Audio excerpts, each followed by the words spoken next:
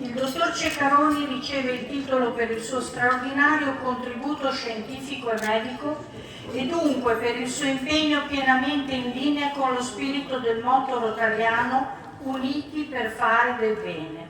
È infatti riconosciuto a livello internazionale come un pioniere nella cultura dell'endometriosi e nello sviluppo di tecniche chirurgiche mini-invasive avanzate. Infatti, ideatore del Negrar Method, ha sviluppato e standardizzato una tecnica chirurgica laparoscopica rivoluzionaria, nerve sparing, migliorando radicalmente la qualità della vita e il recupero post-operatorio delle pazienti. La sua tecnica chirurgica viene oggi insegnata e applicata in tutto il mondo, rendendo la città di Cesena orgogliosa di aver espresso un'eccellenza medica di tale portata internazionale. A nome del Rotary International, del nostro club e di tutti i soci, è un vero onore consegnarti questa spilla. Prego, se vuoi darmi una spilla. Lo vuoi spillare tu, Raffaella? Mi fa molto piacere.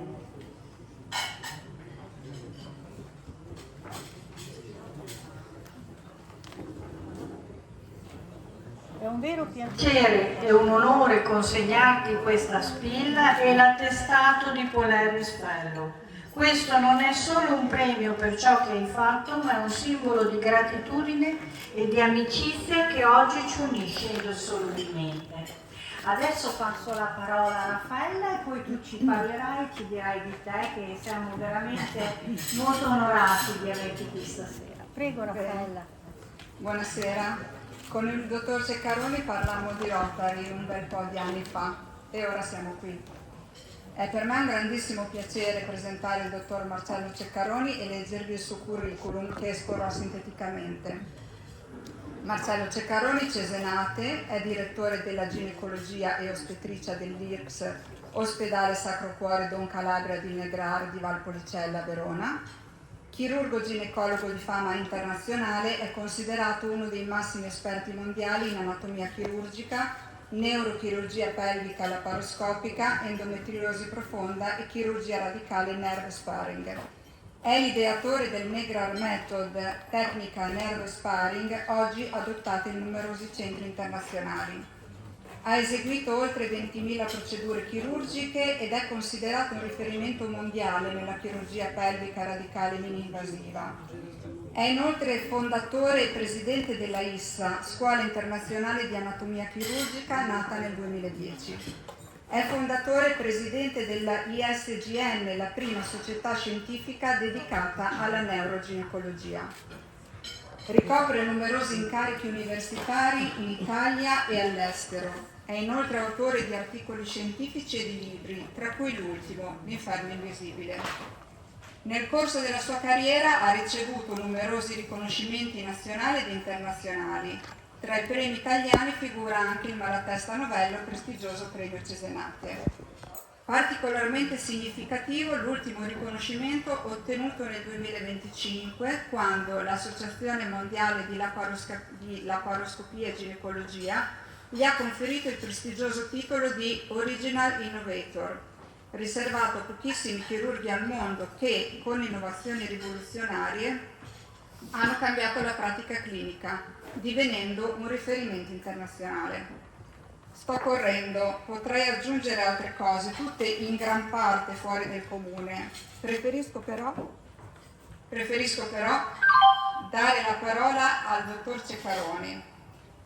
Prima però voglio ringraziarlo perché il suo straordinario talento consente di dare speranza a molte donne, la speranza di vivere una vita migliore. Grazie.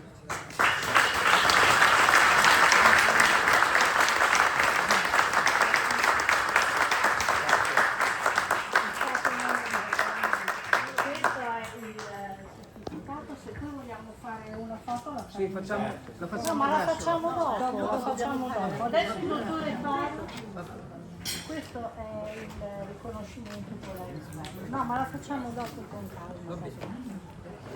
Prego, dottore.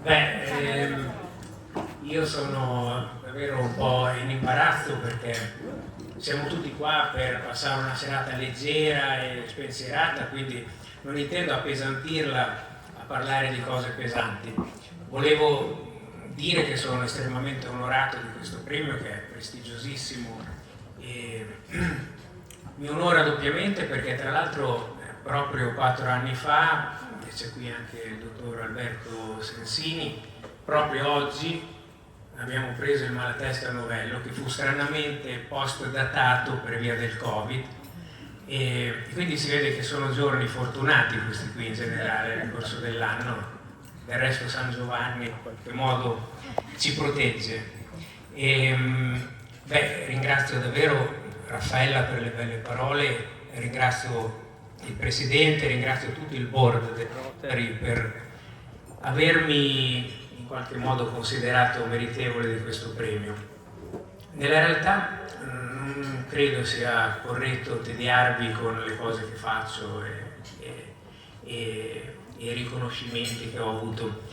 Volevo solo dirvi che sono felicissimo che questo premio mi sia stato dato qui, perché io qui ho passato tutta la mia infanzia a giocare, perché sono nato veramente qui sotto e questo era un posto magico e misterioso, abbandonato, insomma disabitato, e quindi racchiudeva tutto quel mistero che un bambino che come Tom Sawyer vuole andare a conoscere il mondo, qui poteva trovare tutto. Venivo con mia nonna a mangiare i pinoli, che prendevo dei pini qua dietro, e andavo nei rifugi della guerra, che sono qua nel tufo, nelle colline proprio qui, a poche centinaia di metri. Ma non solo, mia mamma, che è nata esattamente nella casa sotto questo versante,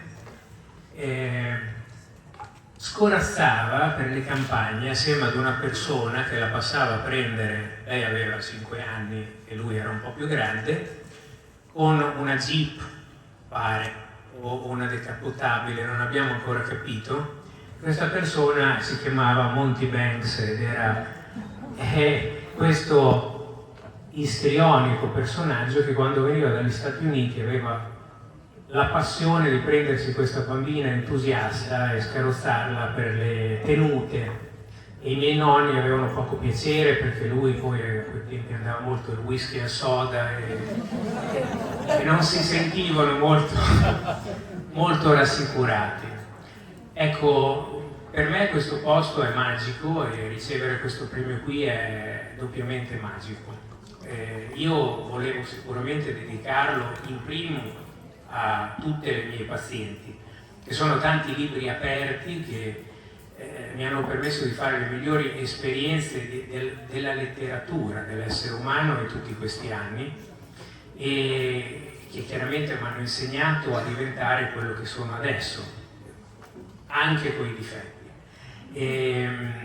L'endometriosi è una malattia che è una vera e propria piaga sociale, ha la stessa incidenza del diabete, quasi nessuno però sa cos'è, e proprio per questo chi la vive si ritrova a vivere nel totale isolamento, nel totale silenzio, nella totale incomprensione per tantissimi anni. E questa malattia banchetta liberamente nel corpo di tante giovani donne, distruggendo e mortificando la loro qualità di vita, la loro sessualità, la loro capacità di relazionarsi, e castra completamente anche la possibilità di avere aspettative per il futuro. Chiaramente la dedico anche a tutti i cesenati, perché io di necessità giro il mondo e anzi lo giro davvero in lungo e in largo, ma non so, credo che senza fare del campanilismo, la tempra, lo spirito, la tenacia, la grinta e quello che noi chiamiamo lo sbuzzo dei cesenati sia unico. E proprio per questo, forse perché mi sento un emigrante che, come tutti gli immigranti, ha il rimpianto della umarola di casa e del come sono buone le patate di dove sei nato, io ho il rimpianto e ho il grande orgoglio di essere cesenate ovunque io vada in ogni parte del mondo. Poi c'è anche